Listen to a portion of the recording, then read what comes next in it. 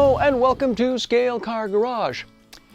Well, I thought just a bit of change of pace. We haven't gone to our car cupboard in a little while, let's do that. Let's pull something out of the car cupboard. Show you something that's kind of neat. Something that I've built. And have a bit of fun with that. So let's do that here at Scale Car Garage.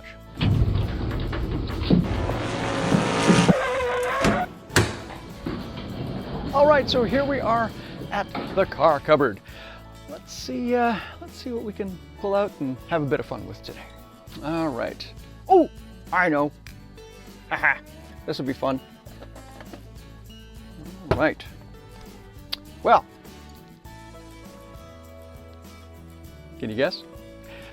It's red. It is a sports car. Pardon me for putting on my glasses here. Let's put the case over here. You see that? Let's see. Let's see if you can tell what kind of car that is. Any idea? Okay, let me take it out of its bottom tray. Maybe that'll help identify the car for you. Here we go. There it is.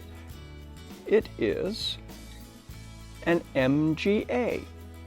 And I built it to look like a sports racing car that would have been raced in the 50s and 60s by someone who, maybe didn't have this as their primary vehicle, but certainly a car that could be, driven to the track. You take the windscreen off and you tape up the headlights and you go racing, and hopefully it's in good enough shape to take the tape off the headlights, put the windscreen back on, and pick up some milk on the way home. Well, why don't we put this on the track? Oh, I think it's a cool looking little car. See how it goes? I also want to give you sort of the backstory of this particular build, because it's not of a specific car. Someone call it a fantasy livery. I don't know if you want to fantasy, but I prefer to refer to. Sorry, I shouldn't be mumbling.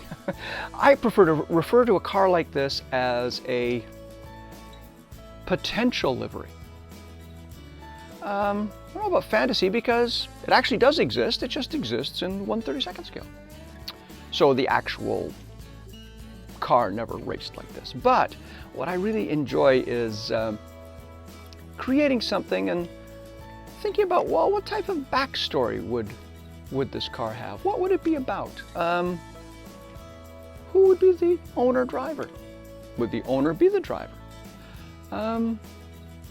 Anyway, something to think about. Let's think about that just before we get it on the track, shall we? It could be an interesting story.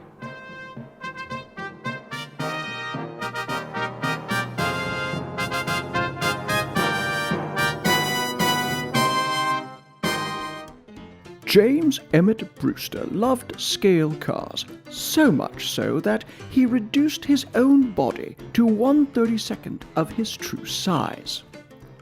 Using his trusty home movie camera, he was able to capture scale racing events from a perspective that before could only have been imagined. In this installment, we meet one of J.E.B.'s closest friends and one-time flatmate, Dr. Reginald Smythe Smith Jackson, gynecologist and amateur race car driver. Here, we see the doctor driving in his first race with his recently purchased MGA sports car.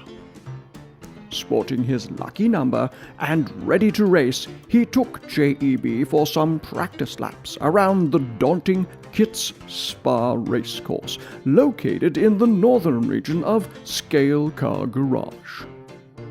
Here are the precious images captured by a man 1/32 his size, clinging on for dear life.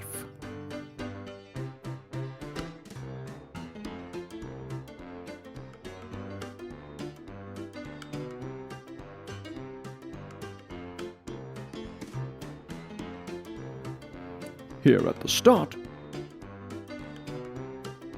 the good doctor is alongside racing rival and future wife, Prunella Walker Schnapps.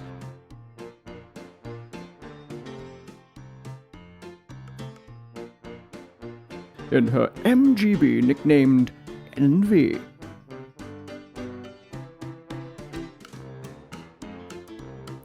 James Emmett Brewster inadvertently joined Dr. Smith Jackson as a passenger, having gone back to the MGA to retrieve his wallet just as the race began. This presented the good doctor a disadvantage of unnecessary weight, with an added advantage of capturing these wonderful moving images of a back-and-forth duel between a future husband and wife.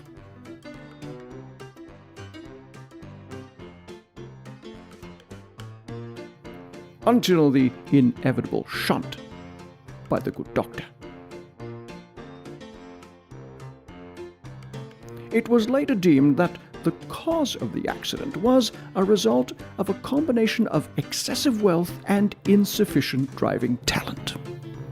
Fortunately, no fractures or paint chipping occurred. And so the first race of Dr. Reginald Smith Jackson, as captured by James Emmett Brewster's camera and placed into his gentleman's scale racing diary. So you get the spirit of the build. Well, before we take it around the track, why don't I show you the actual build? What this car, I guess, began as. You saw the end product, but let me show you part of the process in putting this car together and getting it ready for the track. This car is a 1/32nd scale Lindbergh MGA, purchased for $2 at a model show. The chassis was built using square and round brass tubing and has a front motor configuration with a drive shaft to drive the rear wheels. The body was painted red, and details were added once the paint was cured. These included decals to create what might have been a sports racer that could have been driven to the track, raced, and then driven home, hopefully in one piece and with a trophy in the trunk. For the driver, I wanted to model someone who donned the apparel and facial expression of a first-time amateur racer. This was a perfect opportunity to have a driver with a polo shirt, cotton pants, and animated arms enhancing the "oh boy" look on his face. So now that you've seen how the car was built, let's see how the car goes. So we have our timing all set up, car's on the track. Let's take it around for 15 laps on the right lane and then 15 laps on the left lane. Here we go.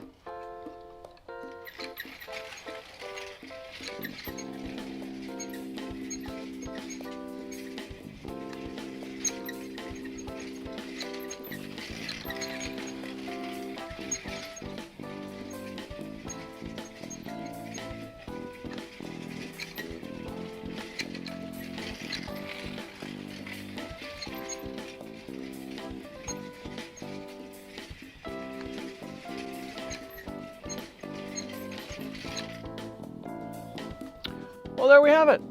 15 laps on the right lane. As you can see, it's not a fast car, and it's not meant to be. It's meant to be as close to the actual car as possible, which is why the type of motor that was chosen for this car was put in. Because the original car only had a 1600cc engine. It wasn't really quick. They had very narrow tires, so lots of sliding, and that's kind of what we've got with this car.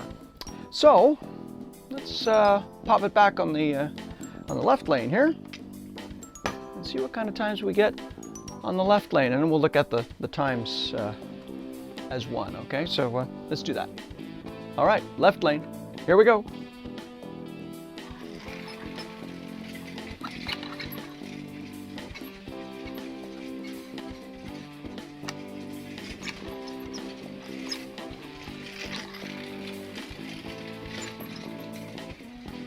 Oh, wow. It's so much fun to drive. It is just so much fun.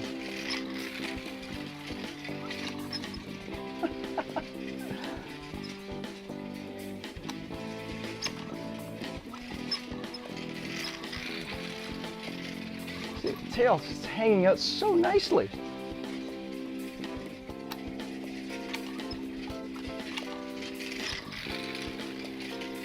Whew.